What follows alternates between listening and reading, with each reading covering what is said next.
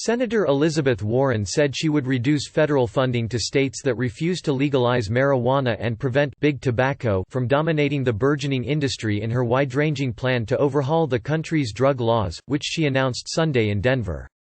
Warren's plan is not as detailed and aggressive as the blueprint outlined by Senator Bernie Sanders, the frontrunner for the Democratic presidential nomination, who eviscerated the field in Saturday's Nevada caucuses.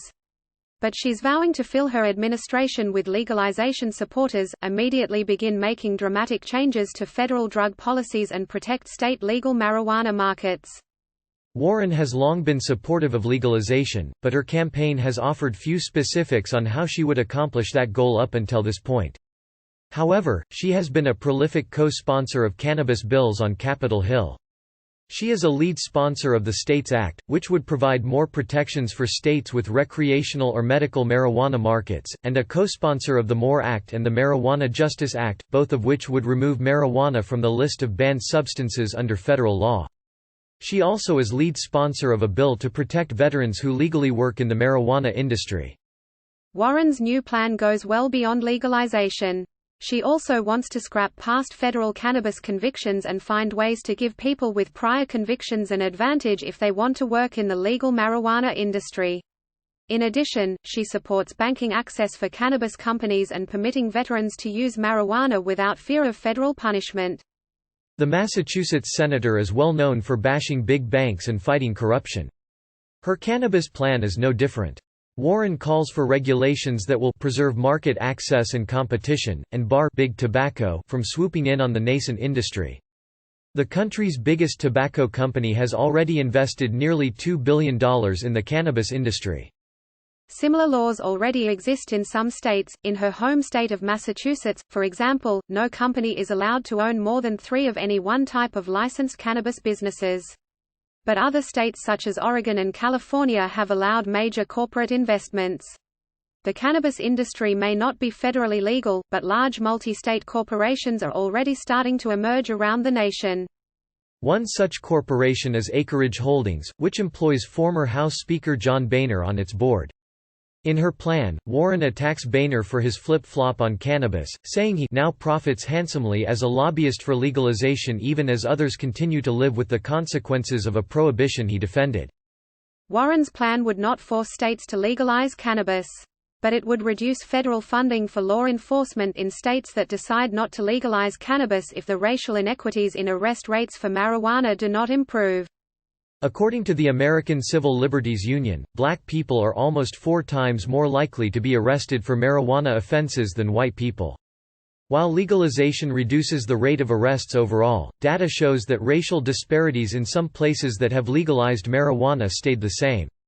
In Colorado, 2.54 black people were arrested for marijuana for every 1 white person in 2010. In 2014, after legalization went into effect, it was 2.44 black people arrested for every 1 white person, despite arrest numbers dropping overall. Warren's plan would not punish all states that continue to see such racial disparities, only those that decline to legalize cannabis use and sales. Yes, Warren's social equity plan is not as detailed as that of Sanders, who proposed creating grants for potential cannabis farmers from communities that were impacted by criminal drug penalties.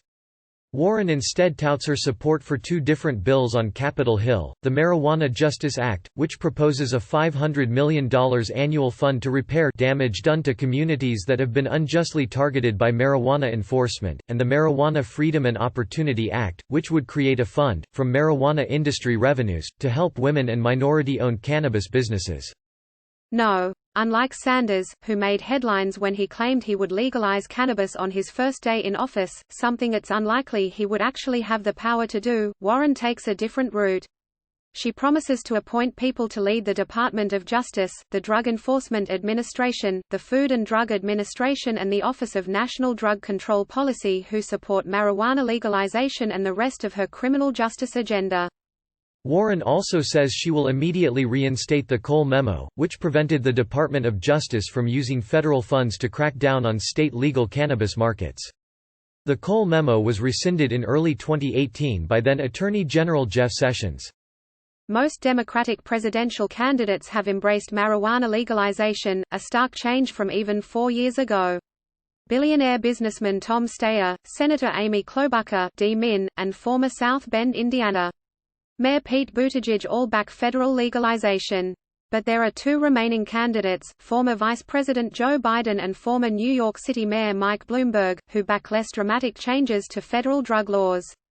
Both candidates have a history of supporting punitive drug policies, but they're now calling for eliminating criminal penalties for marijuana possession. Bloomberg and Biden also both support allowing states to set their own marijuana policies without fear of federal punishment.